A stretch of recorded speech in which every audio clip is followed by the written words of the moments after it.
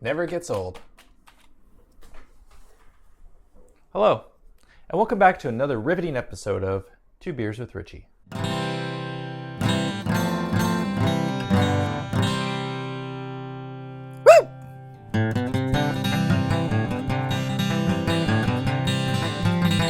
Oh yeah!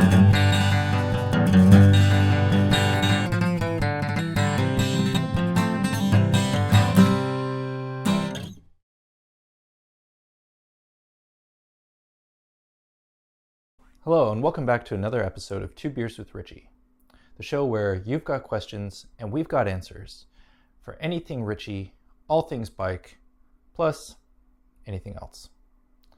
Today's episode is brought to you a beer introduced on New Year's Eve, 1903, and has since become very popular with the service industry across the United States. The Simple Pleasure is known far and wide as the champagne of beers, the one and only Miller High Life. Woo!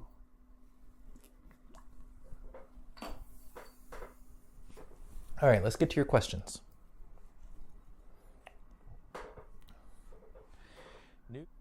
When will you be getting more classic wheel sets in and classic saddles? Fist bump. Oh, classic saddles, we should have some more in. We just got some new ones made. They're pretty cool. Classic wheels, we have kind of a mix of both disc and rim brake, and those will be trickling in soon as well. So by the time this comes out, probably in the next couple weeks. What is Tom's favorite Classic Ritchey model and why? Classic Ritchey. Well, I know the bike that Tom rides the most is his Carbon Road Breakaway. I see him on that bike more than anything else. Next would probably be the tandem that he rides with his wife Martha. But I think the bike that Tom probably cherishes the most is maybe the third bike they ever made, and that was the one for his dad. And if you've seen photos of it, it's just a killer looking bike. It's got all kinds of cool little details, from the hollowed out crown of the fork to kind of mismatching components, all of which were hand chosen to be some of the lightest components at the time. And I believe that bike tips the scales somewhere around 16 pounds. So pretty cool bike for having been built by essentially a kid. But yeah, Tom still loves that bike very much. What will the 2021 Road Logic color look like? I don't know. We'll continue with the same colorway for now. Might look into something else in the summertime for 21. My seat post is stuck in the frame. Ew. How do I get it out? Ooh. Man, that sucks. Okay, so PSA everyone. Grease your seat posts. Every 6 months, pull your seat post out, clean it, clean the seat tube, grease it again, put it back. Man, when I worked in shops, you would be surprised at how many times people would come in with a stuck seat post. There's actually a thing where the metals, the two different metals, will actually fuse to each other over time. And just are stuck, and it really sucks. So there's a few things you can do. If you're trying to save the seat post, you would pull the bottom bracket, flip the frame over, and either spray like liquid wrench inside the seat tube. There's a little breather hole in the bottom bracket shell that you can spray liquid wrench into, let that soak for 12 to 24 hours, the longer the better. And then, you put the seat post in a vise and just use the frame for leverage to try to loosen it. I've heard of some people using Coca-Cola.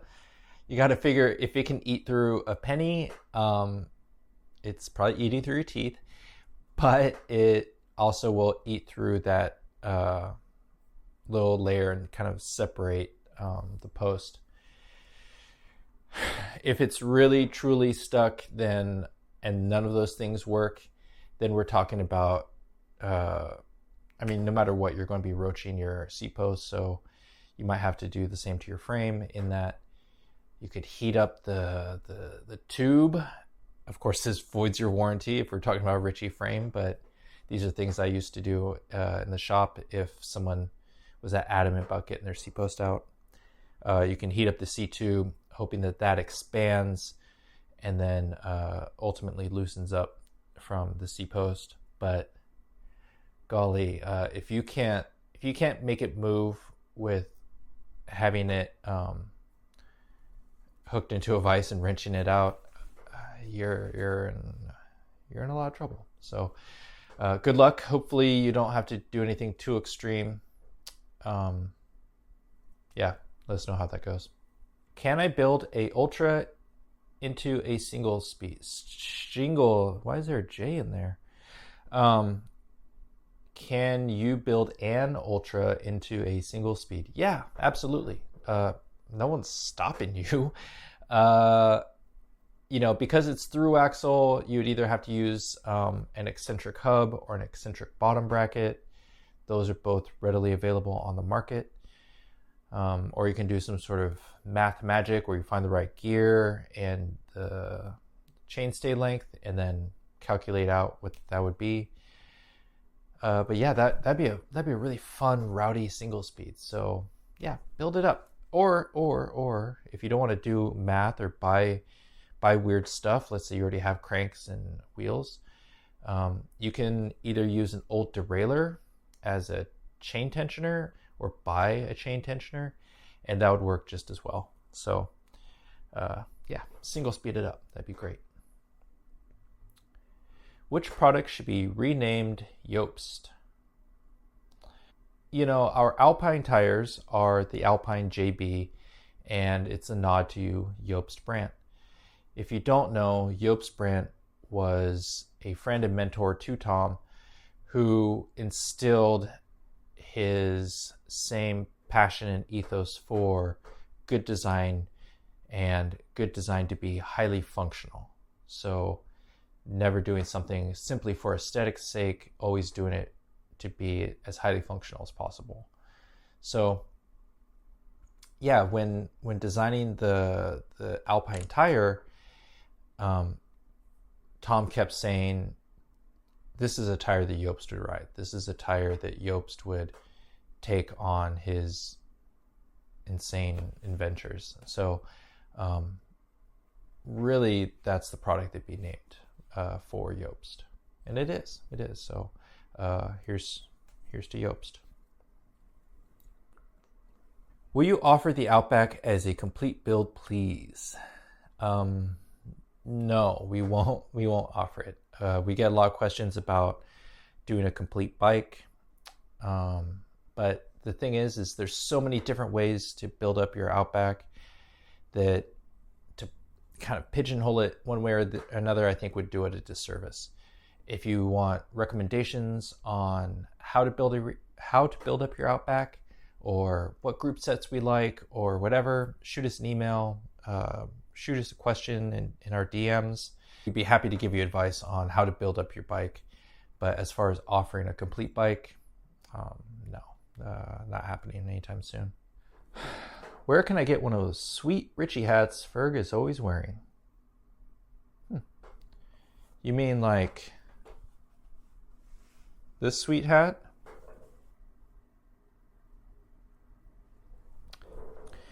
Ritchey Logic Di2 conversion tips for internal routing. Oh boy, that's going to be a tough one. That's kind of where SRAM is killing it, right? Like, it's wireless, so you just put everything on and away you go. Di2 gets much more tricky because you got to get it into the frame somehow. The problem that you're going to run into is getting the cables from the down tube into the seat tube and either out for your derailleurs. So there's just no good way to do it, unfortunately. If you want to go electronic, you'd have to go with something other than Shimano that doesn't have cables connecting one implement to another. So, not a cool answer, but that's your answer. All right. Is steel real? Duh. Has Ritchey ever made a titanium frame? If not, what was the rationale? Whoa, Johnny come lately? Right. Ritchey made at least 3 different titanium frames. They were all breakaways. There was a titanium cross frame that, man, that thing was really cool.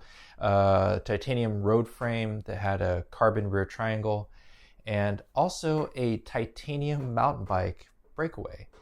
You don't see them very often, but they're out there, and gosh, they're pretty cool. That'd be a pretty sweet little ripper to have. But titanium production it's really expensive, and we found that we could get a similar, if not better, ride quality out of doing a carbon breakaway at a better price point. So we shifted gears and released our 2 carbon breakaways, and feel like those are better options instead of titanium. Just got a used Logic. Very nice. Besides ride it, what do I do? Is this like a life question? Like, what do you do? Because I'll be honest, I'm just figuring it out too. I don't know. You know, depending on how old your Logic is, if it's if we're going to talk maintenance, what you could do is put some frame saver in it. If it's older, you know, something from before the last 5 to 6 years, then you'd want to put frame saver in it. If it's not built up, go ahead and chase your bottom bracket just to make sure those threads are nice and crispy. What else would you do to it? Find a cool sticker, put it on there, drink a cup of coffee while riding down the street, tell an old man you appreciate them, buy flowers for the clerk at the grocery store. Try doing those things. That might help. Here we go. Is the new breakaway going to be carbon or steel? So the new Outback breakaway is steel. Steel. They're all steel. Well, that looks like it for today. Thank you for sending in your questions. As always, happy to answer anything you have. So please keep them coming. Shoot us some questions via email, ritcheydesign@ritcheylogic.com. Slide into our DMs. Holler at your boy. Happy to answer anything you got coming on. If you're watching this on YouTube, we'll try to put some links below for some of the things that we addressed today. Other than that, go ride your bike, enjoy it, and we'll catch you next time.